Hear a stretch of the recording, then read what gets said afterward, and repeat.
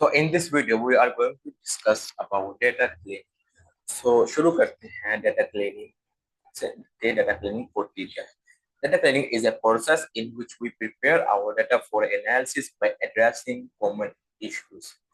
Analysis किसे कहते हैं कि डाटा सेट पर या डाटा पर जब हम statistical methods अप्लाई करते हैं कोई मैथ्स फाइंड करने के लिए या डाटा से कुछ स्पेसिफिक इंफॉर्मेशन निकालने के लिए उसको हम एनालिसिस करते हैं such as missing values outliers. Outliers कहने के हमारे पास एक कॉलम है। फॉर एग्जांपल हमारे पास एक कॉलम है न्यूमेरिकल जहाँ जिसके अंदर हमारे पास जो वैल्यूज हैं वो कंटिन्यूस है। फॉर एग्जांपल हमारे पास 100 रोज है एक कॉलम में। वो जो डाटा है उसके अंदर वो न्यूमेरिकल है 1 से लेकर 100। तो ऑब्वियसली वो 1 2 3 4 5 इस तरह से वो सारा डाटा जो है वो होगा। तो हमारा जब डाटा जो है वो फॉर एग्जांपल 20 या 25 रोज पर आया तो हमारे पास जो एथिकली वहां पर वैल्यू होनी चाहिए 20 या 25, लेकिन वहां पर कोई वैल्यू आ गई थाउजेंड्स में मिलियन में। तो इसका मतलब क्या हुआ, वो है आउटलायर, क्योंकि वो बाकी सारे डाटा से बढ़कर है, जो कि बाकी सारे डाटा से अलहदा वैल्यू है। जबकि बाकी सारी जो उनकी वैल्यूज है वो एक दूसरे से रिलेटेड करती हैं, मतलब वो कंटिन्यूस है, उनमें कोई रिलेशन पाया जाता है। लेकिन ये जो वैल्यू है ये इतनी बड़ी है कि इसको हम सोच नहीं सकते कि वाकई उसी ही कॉलम की वैल्यू होगी।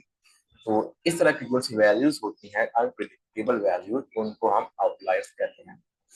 इसके बाद हम आते हैं डुप्लीकेट्स। हम डुप्लीकेट्स डाटा क्लीनिंग में हम इनको रिमूव करते हैं। एंड इनकंसिस्टेंसीज, इनकंसिस्टेंसी में के जिस तरह हमारे पास एक कॉलम है न्यूमेरिकल, उसमें कोई एक दो वैल्यूज आगे हैं स्ट्रिंग कैटेगरी पर। सो इस तरह के जो से डाटा होता है हम उसको इनकंसिस्टेंट डाटा कहते हैं। सो आगे हम देखते हैं कि इस तरह के डाटा की हम प्रैक्टिकल एग्जांपल आगे देखते हैं। The quality of data directly impacts model performance. जैसा कि ऊपर लिखा है कि डाटा क्लीनिंग के डाटा एनालिसिस से पहले डाटा को प्रिपेयर किया जाता है डाटा क्लीनिंग की फेज में। सो अगर मैं आसान अल्फाज में कहूँ कि डाटा के डाटा मॉडल को जो हमारा मशीन एल्गोरिथम होता है उसको डाटा देने से पहले, उसको ट्रेन करने से पहले डाटा जो होता है हम उसको एनालाइज करते हैं। और डाटा एनालिसिस करने से पहले हम डाटा को क्लीन करते हैं। मतलब जब डाटा क्लीनिंग सही से नहीं होगी तो डाटा एनालिसिस भी सही से नहीं होगी। जब डाटा एनालिसिस नहीं होगी तो डाटा जो ट्रेनिंग है, जो मॉडल ट्रेनिंग है, वो भी परफेक्ट नहीं होगी। तो इसी वजह से यहाँ पर लिखा है कि जो क्वालिटी है डाटा की वो डायरेक्टली इम्पैक्ट करती है मॉडल की परफॉर्मेंस पर। क्योंकि जब मॉडल की ट्रेनिंग बेहतर नहीं होगी तो इस तरह से उसकी परफॉर्मेंस सही होगी। तो इसी तरह से कि जब डाटा की जो क्वालिटी है वो जो है वो डायरेक्टली इम्पैक्ट करती है मॉडल की परफॉर्मेंस पर। जितनी बेहतर क्वालिटी होगी उतनी ही बेहतर मॉडल की परफॉर्मेंस होगी। अब हम आते हैं डाटा क्लीनिंग के स्टेप्स पर। इसके डाटा क्लीनिंग के जो 5 मेजर स्टेप्स हैं। सबसे पहले है remove irrelevant data. Irrelevant data से मुराद के हमारे पास कुछ ऐसे कॉलम है डाटा सेट में जिसकी हमें जरूरत ही नहीं है।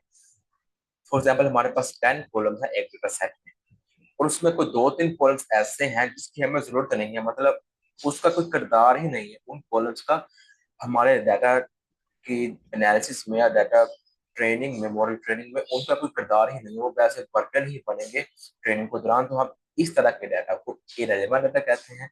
और डाटा ट्रेनिंग में सबसे पहले हम इस तरह के फजूल डाटा को रिमूव करते हैं। दूसरा आता है रिमूव डुप्लीकेट डाटा। जिस तरह की हमारे पास कुछ रोज जो है वो बार बार रिपीट हो रही हैं तो ऑब्वियसली वो मॉडल की परफॉर्मेंस पर नेगेटिवली अफेक्ट करेंगे। तो हम दूसरे स्टेप में इनको रिमूव करते हैं। तीसरा स्टेप आता है रिपेयर स्ट्रक्चरल एरर्स। के डाटा में जो स्ट्रक्चरल एरर्स होते हैं हम उनको रिमूव करते हैं। फॉर एग्जांपल यहाँ पर मैं आपको डाटा ओपन करके दिखाता हूँ एमएस एक्सेल में। और यहाँ पर हमारे पास एक कॉलम है रन टाइम। ये मूवी से रिलेटेड डाटा सेट है। और रन टाइम मतलब कि वो कितने घंटे चली होगी, तो ये उससे रिलेटेड डाटा है। इसके अंदर देखें कि ये न्यूमेरिकल कॉलम है। रन टाइम जो है वो न्यूमेरिकल कॉलम है। इसके अंदर ये पहले जो वैल्यू है न्यूमेरिकल है, लेकिन इसके अंदर अगर आप देखें तो ये जो सी 5 वैल्यूज है ये टेक्स्ट है, इनकी कॉलम डाटा टाइप जो है वो टेक्स्ट। अगर आप हम इनको सिलेक्ट करें किसी वैल्यू को, तो ये जो ऊपर टैब बना हुआ है यहाँ पर मेरा कर्सर है, नंबर वाले यानी टूल बार के अंदर ये जो है ये जनरल है, मतलब ये न्यूमेरिक, तो इसको मैं न्यूमेरिक में कर दूं, नंबर में कर दूं, तो ये इसी फॉर्म में रहेगा। लेकिन अगर मैं इस पर आऊं तो ये टेक्स्ट आ रहा है, मतलब ये इसके डाटा टाइप और है। तो इस तरह के जोन से वैल्यूज होती हैं, हम कहते हैं कि ये है, इनके अंदर जो है वो स्ट्रक्चरल एरर है, क्योंकि डाटा जो है कॉलम जो है वो एक्चुअली तो न्यूमेरिकल वैल्यूज कंटेन करता है, लेकिन इसके अंदर कुछ वैल्यूज ऐसी हैं जो कि टेक्स्ट हैं, जो कि न्यूमेरिकल नहीं है। तो इस तरह के डाटा को हम कहते हैं कि इसके अंदर स्ट्रक्चरल एरर्स हैं। तो थर्ड स्टेप में हम इन एरर्स को रिमूव करते हैं, और या तो हम रोज डिलीट कर देंगे, या हम इनकी वैल्यू डाटा, इनकी जो डाटा टाइप है हम उसको न्यूमेरिकल कर देंगे। अब यहाँ पर मैं आपको एक्सेल में करके दिखाता हूँ कि ये टेक्स्ट है ना, इनकी डाटा टाइप टेक्स्ट है, इसको मैंने अब न्यूमेरिकल में करना। तो मैं यहाँ पर आऊंगा और यहाँ पर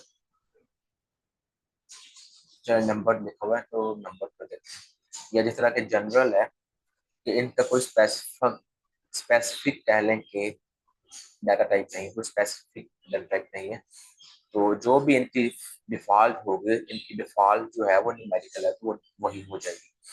तो अब जो हमारा डाटा कॉलम का जो है वो डाटा जो है वो अब उसका स्ट्रक्चरल एरर नहीं रहा। तो थर्ड स्टेप में हम इस तरह के एरर्स को रिमूव करते हैं। फोर्थ स्टेप आता है एड्रेसिंग मिसिंग डाटा।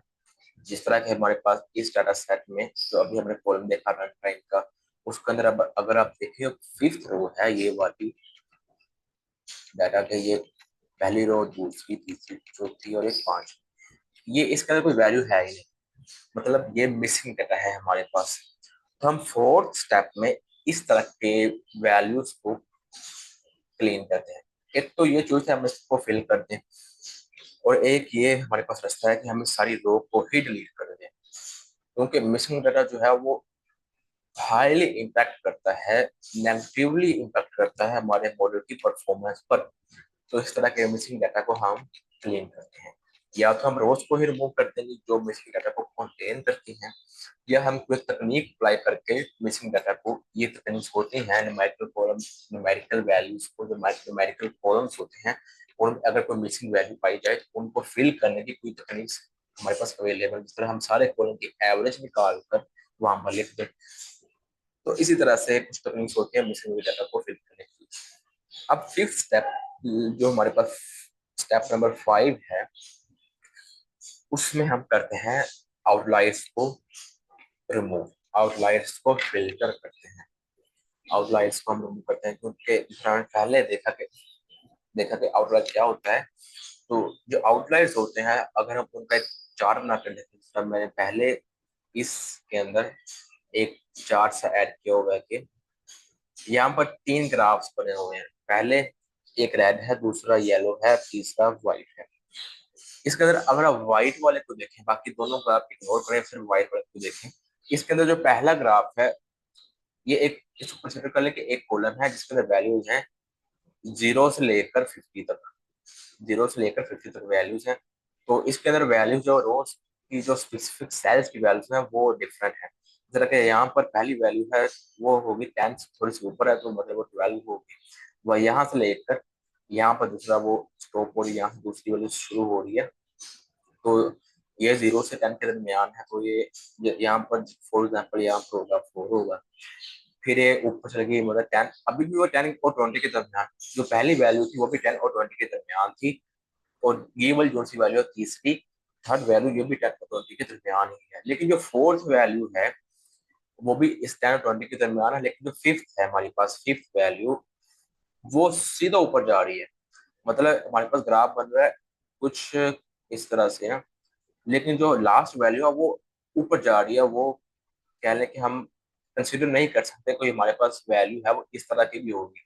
तो हम ग्राफ में मेजर कर सकते हैं कि हमारे पास आउटलायर्स हैं डाटा कॉलम के अंदर, और हम फिर इसको, हम इस वैल्यू को अगर हम रिमूव करते हैं तो हमारे पास जो रिमेनिंग डाटा बचेगा, जो चार वैल्यूज बचेंगी, उसका ग्राफ जो काफी सिंपल होगा, और वो मॉडल ट्रेनिंग में कह लें कि मॉडल उस पर इजिली ट्रेन होगा और बेहतर ट्रेन होगा।